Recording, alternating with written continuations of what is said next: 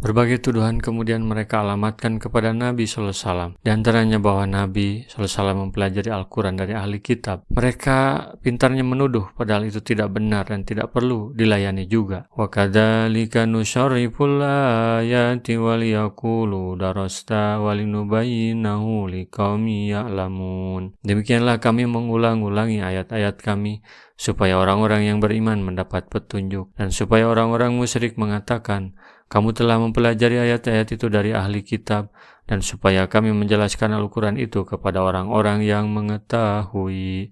Sebagaimana kami rincikan bukti-bukti itu dalam surat ini yang menerangkan tentang keesaan, dan bahwa Allah itu tidak ada Tuhan selain Dia, maka demikian pula kami jelaskan semua ayat, kami tafsirkan, dan kami terangkan pada tiap-tiap tempatnya, mengingat ketidaktahuan orang-orang yang bodoh. Juga agar orang-orang musyrik dan orang-orang kafir yang mendustakan Rasul mengatakan, Hei Muhammad, engkau telah belajar dari orang-orang ahli kitab sebelummu, dan engkau membaca serta mengetahuinya dari mereka. Ittabi' ma uhiya ilaika min rabbika la ilaha illa huwa wa'ridanil musyrikin. Ikutilah apa yang telah diwahyukan kepadamu dari Tuhanmu, tidak ada Tuhan selain Dia, dan berpalinglah dari orang-orang musyrik. Ikutilah, telusurilah jejaknya dan amalkanlah, karena sungguhnya apa yang telah diwahyukan kepadamu dari Tuhanmu adalah benar belaka. Tiada keraguan padanya, karena sungguhnya Allah itu tidak ada Tuhan selain Dia. Biarkanlah mereka dan maafkanlah mereka,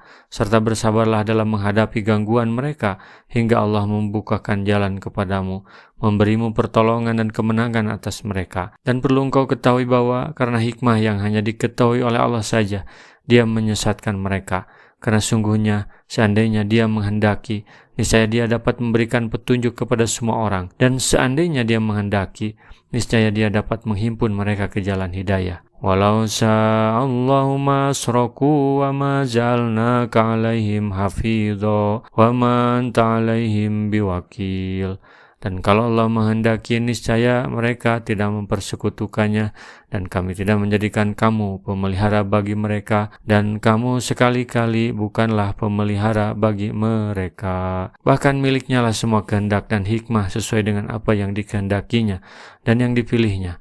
Dia tidak ada yang mempertanyakan apa yang diperbuatnya, tetapi mereka pasti dimintai pertanggungjawabannya. Bisa saja Allah menjadikan manusia tidak musyrik, tetapi kenyataannya ada saja orang musyrik. Tidak perlu jadi beban pikiran, karena kamu bukan pemelihara yang menjaga ucapan dan perbuatan mereka. Kamu bukan orang yang diserai tugas untuk memelihara rezeki dan urusan mereka. Menyikapi sikap mereka kepada kita jangan terpancing sehingga mencela Tuhan-Tuhan mereka. Wala tasubbul ladina yad'una min dunillahi fayasubullaha adwan bighairi ilmin kadzalika jayyana likulli ummatin amalahum tsumma ila rabbihim marji'uhum wayunabihum bima kanu ya'malun. Dan janganlah kalian memaki sembahan-sembahan yang mereka sembah selain Allah, karena mereka nanti akan memaki Allah dengan melampaui batas tanpa pengetahuan. Demikianlah kami jadikan setiap umat menganggap baik pekerjaan mereka, kemudian kepada Tuhan mereka lah kembali mereka, lalu Dia memberitakan kepada mereka apa yang dahulu mereka kerjakan. Ketika Abu Thalib diambang kematiannya, orang-orang Quraisy berkata, mari kita berangkat ke rumah orang ini, lalu kita perintahkan dia agar mencegah keponakannya dari kita, karena sungguhnya kita benar-benar merasa malu bila membunuhnya sesudah dia meninggal dunia. Lalu orang-orang Arab akan memberikan komentarnya bahwa dahulu Abu Thalib melindunginya, tetapi setelah Abu Thalib meninggal dunia mereka baru berani membunuhnya. Maka berangkatlah Abu Sufyan, Abu Jahal, Nadhr ibnu Haris, Umayyah serta Ubay, keduanya anak Khalaf, Uqbah ibnu Abu Mu'id, Amr ibnu As, dan Al-Aswad ibnu al-Bukhturi. Mereka terlebih dahulu mengutus seorang lelaki dari kalangan mereka yang dikenal dengan nama Al-Muttalib.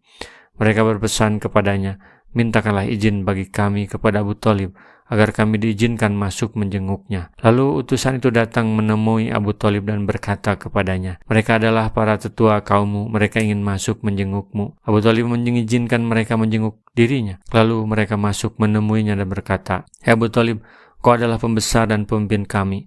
Sesungguhnya Muhammad telah menyakiti kami dan sembahan-sembahan kami. Maka kami menginginkan agar sudilah engkau memanggilnya, lalu cegahlah dia. jangan mengata-ngatai sembahan kami lagi, maka kami pun akan membiarkannya bersama Tuhannya.